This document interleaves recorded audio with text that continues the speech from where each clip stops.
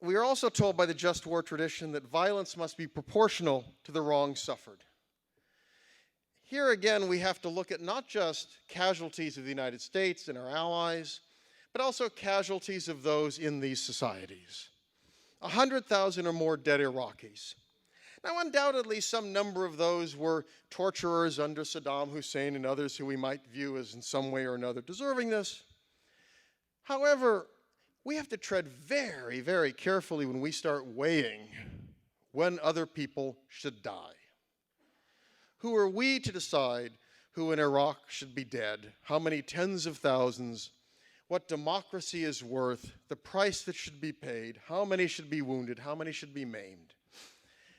Has that proportionality been fulfilled in Iraq, especially given what looks to be the outcome, potential outcome at least, of Iraqi democracy, which does not appear it's going to be even match that of our own, which we all know how imperfect that is not at all clear what we will have bought at the end of the day at a cost of 4,000 or more American lives, hundreds of coalition deaths, as well as 100,000 or more dead Iraqis. And the more who die, even if unintended, even if inadvertent, the less likely it is to be proportional. This is a test that we must meet and recognize how easy it is to fail to meet it. Moreover, just war makes very clear that force is not to be used against non-combatants. Now, today, the US does better than it did in previous wars. We don't have the mass firebombing of Dresden and other such things as we had in the past. Nevertheless, as Bruce pointed out, we really don't know how many non-combatants we kill. General McChrystal recently made a comment about hundreds of Afghans who've been killed, for example, at checkpoints. And his comment to a military audience was, not in any single case was there evidence that they had posed a threat to Allied personnel. Now, the problem here, and the fault is not that of American military personnel. We put Americans and coalition forces in impossible situations. We're putting them into another society, into a guerrilla war. We're putting them into a society where locals of all sorts hate them. We are asking them, demanding that they become not just combatants, but also mayors and social workers and development professionals. The fault here lies with American policymakers who put American personnel, men and women, into these impossible situations. You put them into those situations, it is inevitable that non-combatants will die, and indeed often that many will die. War, at the end of the day, is a murderous enterprise. And it's the politicians who are willing to put our people into that enterprise and force them to make very ugly choices. Finally, just war theory tells us that the objective should be to restore the peace. That is, the focus of just war theory is a response to aggression, a response to attack. The idea is you rebuff the attacker. You don't yourself become the attacker.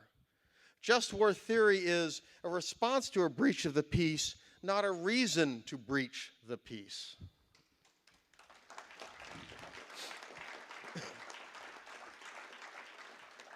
Yet the world we live in today, the US government sees war as being not just an alternative, but the preferred alternative in many cases. We want preventive wars. We want to spread democracy. We want to drain the swamp of the Middle East, whatever that means. We want to defend allies around the globe. And think of this. At a time where American national government is essentially bankrupt, and many states are as well, California, Governor Schwarzenegger announced today that the current deficit in the state budget is only $19 billion. Undoubtedly, he'll be showing up in Washington fairly soon asking for a bailout. In this world, we subsidize the Europeans who have a larger collective GDP than we do, who have 10 times the GDP of the Russians. We subsidize the Japanese, who have the second largest economy on earth. We subsidize the South Koreans, who have 40 times the GDP of North Korea. And why? Ask somebody, well, apparently they can't defend themselves. It's kind of odd, don't you think, that America manages to always choose allies who are completely hopeless. Vast, huge economies, but utterly incapable of defending themselves. Now, there are always going to be hard cases. There's always going to be a Rwanda where people are dying. There's always going to be a case what are you doing in Afghanistan after the Taliban and Al-Qaeda? They're always going to be hard cases. But the critical thing for us is to change the question. Today in Washington, the question is, why not? Why not use the military? Why not invade? Why not bomb? Why not sanction? One of the great moments in Colin Powell's biography was he explained when he was dealing with Madeleine Albright during the Clinton administration.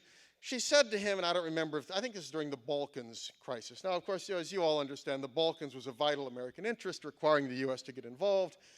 It really did matter who controlled Kosovo, or was it Bosnia, or whatever, you know, one of those places. Vital to America. Madeleine Albright turns to Colin Powell. Now, Colin Powell, we may have disagreements with him, but this is a man who served in Vietnam, saw soldiers under him die, wrote letters home to families of those who died. This is a man who understood that war is costly. She turns to Colin Powell and says, what's the use of having this wonderful military you keep talking about if we never use it? The next line in the biography from Colin Powell was, I almost had an aneurysm, as well he and everyone else in the room should have had. The point is, Americans' lives are not to be tossed about as gambit pawns in some global chess game. The question is not, why not use this wonderful military? The question should be, why use the military?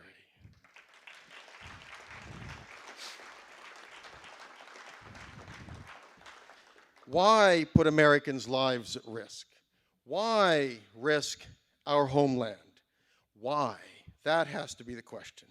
Especially in today's world, the consequences of intervention will simply grow worse. Technologies are changing, the world is interdependent, global power is changing and shifting. In this world, the consequences of war and the consequences of intervention will be even worse. So we all know the dangers of growing government. We all understand that in many areas of our lives. We understand it in terms of personal finances, taxes, privacy, regulations, starting a business, all of these things. Government is growing, government is interfering, government is getting in the way of our liberties. But the threats are not just domestic, the threats are international. Indeed, when the US government gets involved internationally, the power of the US government is at its zenith. Nowhere else does the US government have the kind of power. With the largest military on earth, with nuclear weapons, with carrier groups, with marine expeditionary forces and armored divisions. Moreover, that power is not only at its zenith, but it's worldwide. So it's critically important for those who believe and love liberty to look at foreign policy and war and intervention as well. And again, to my mind, this is one of the great and wonderful attributes of Ron Paul's campaign, as he talked about all of these issues when he talked about liberty, and he made it clear liberty is indivisible. You cannot have an imperial state abroad and have a republic at home.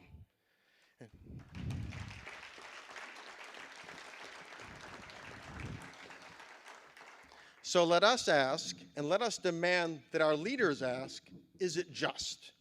The next time somebody proposes a grand new international adventure, a new invasion, a new bombing run, a new sanction, a new whatever, we must ask, is it just?